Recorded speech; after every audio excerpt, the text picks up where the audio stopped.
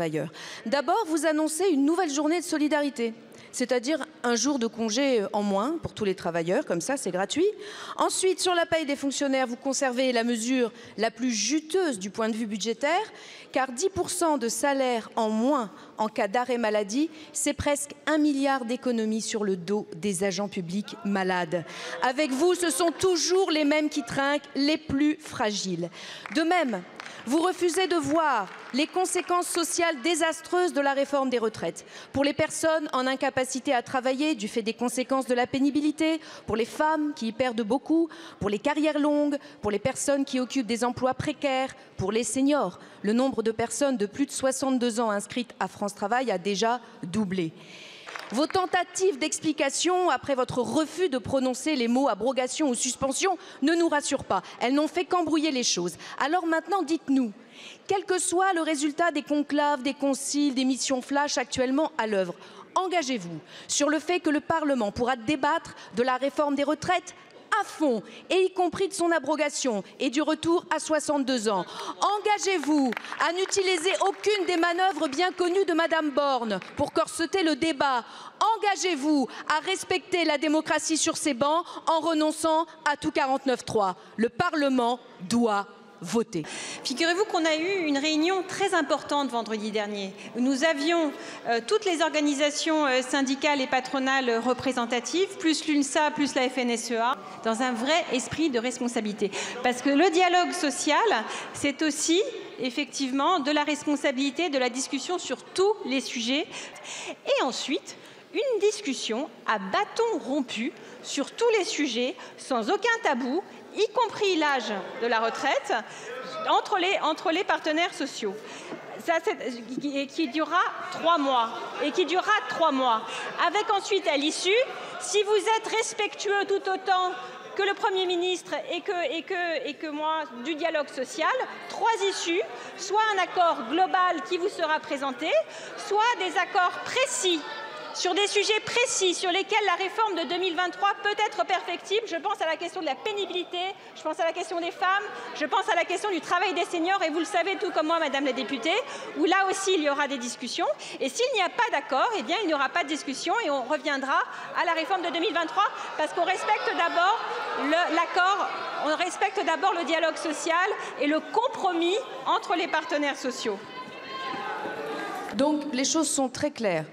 Le patronat qui n'a aucun intérêt à l'accord ne le cherchera pas et vous venez donc de nous dire que vous tenez mordicus à la retraite à 64 ans et que vous ne nous permettrez pas de reprendre le débat ici même et que le Parlement puisse voter sur la base du mandat qui a été donné par les électeurs et les électrices. C'est très grave.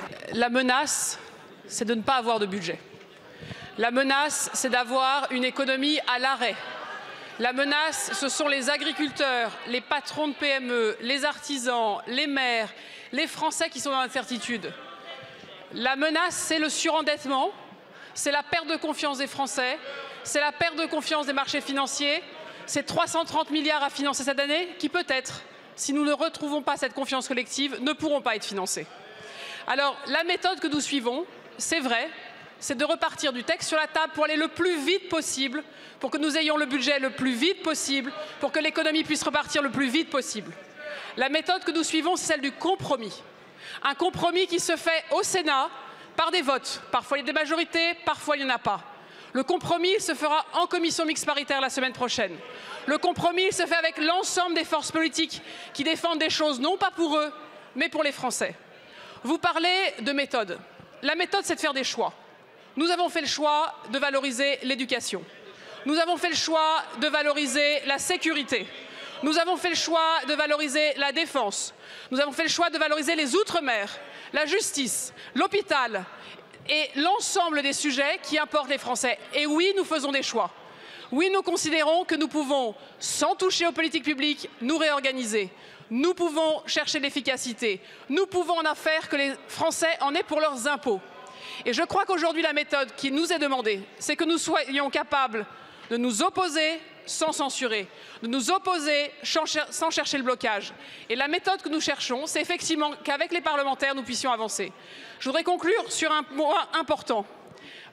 Éric Lombard, aujourd'hui à Bruxelles, a retrouvé la confiance de nos partenaires européens. Nous devons maintenant retrouver la confiance des Français. Merci beaucoup, Madame la Ministre.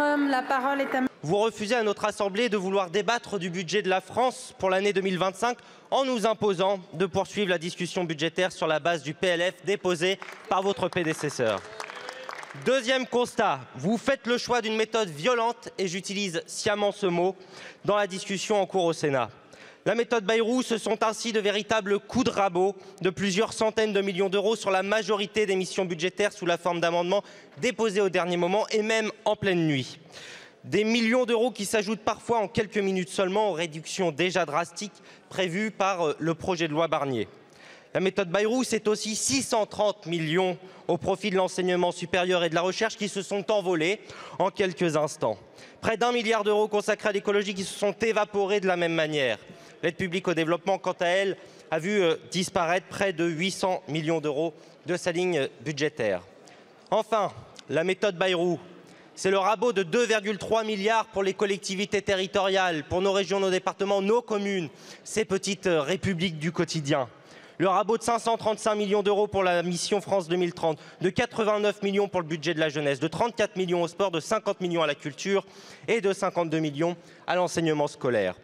Alors, Monsieur le Premier ministre, vous avez sauté sur l'occasion de la loi spéciale pour, disons-le, mettre à la diète nos services publics, nos collectivités territoriales, nos universités, nos investissements en faveur de la transition écologique et que sais-je encore. Ce n'est finalement, je le crains, qu'un avant-goût du budget que vous préparez pour le pays. Un budget qui satisfera certes les marchés financiers, mais menace notre économie tout entière, aussi bien que la réponse aux besoins des Français. Alors, Monsieur le Premier ministre, je vous le demande, non sans une certaine gravité, votre méthode pour l'additionner des soustractions. Je vous remercie. 122 Gazaouis ont été tués depuis l'annonce d'un cessez-le-feu. En Cisjordanie, Israël vient d'annoncer ce jour l'invasion de Jénine, qui n'est pas contrôlée par le Hamas. Pouvons-nous marcher dans les ruines de Gaza et en Cisjordanie sans prendre une balle dans la tête de snipers israéliens? Que tous ceux qui prétendent qu'Israël n'a fait que se défendre aient le courage de leurs opinions et de marcher aux côtés des enfants qui vont retrouver des ruines qu'ils appellent maisons et des squelettes qu'ils appellent papa et maman. Trump a dit ce matin qu'il n'était pas sûr que le cessez-le-feu tienne, ajoutant « c'est leur guerre ». L'extrême droite veut tuer l'idée qu'il existe la même humanité en chacun de nous. Mais aucun humain n'est un étranger sur cette terre. Et ce n'est pas simplement leur guerre. C'est l'humanité qui a été bombardée et affamée pendant des mois. Et l'humanité exige justice. Votre gouvernement n'a rien fait pour empêcher la guerre, mais il peut encore aider la paix. Emmanuel Macron a refusé de reconnaître l'État palestinien car cela aurait soi-disant nuit à un cessez-le-feu. Le cessez-le-feu est là. On ne sait pour combien de temps. Allez-vous enfin reconnaître l'État palestinien? Votre gouvernement a été complice tacite d'un génocide, mais il peut encore sauver des vies. La Cour nationale du droit d'asile a reconnu la protection subsidiaire aux Gazaouis, mais vous les empêchez d'en bénéficier alors qu'Emmanuel Macron s'était engagé à rapatrier des enfants blessés. Allez-vous organiser le rapatriement des blessés graves et notamment des enfants qui mourront de leurs blessures avant qu'on ait commencé à reconstruire Gaza? Emmanuel Macron ment tous les jours aux Français, mais peut-il être cynique au point de violer une promesse faite à des enfants dont les jours sont comptés? La France salue l'entrée en vigueur de l'accord de cessez-le-feu et de libération des otages à Gaza, rendu possible grâce aux efforts de médiation des États-Unis, du Qatar et de l'Égypte. Nous appelons les parties à le mettre en œuvre sans délai. Cet accord doit permettre la libération de tous les otages encore détenus à Gaza. La libération des 3 premières otages israéliennes est source d'espoir. Nous espérons retrouver rapidement et en bonne santé nos 2 compatriotes encore retenus par le Hamas, Ofer Calderon et Ohad Yahalomi. Il doit souffrance injustifiable des populations civiles à Gaza, confrontées à la faim, à l'absence d'aide humanitaire et d'accès aux soins. Face à l'urgence humanitaire absolue, tous les accès doivent être ouverts sans délai. Le travail des organisations internationales et des agences humanitaires doit être facilité par Israël conformément au droit international. Nous réitérons notre soutien à l'action essentielle de l'UNRWA.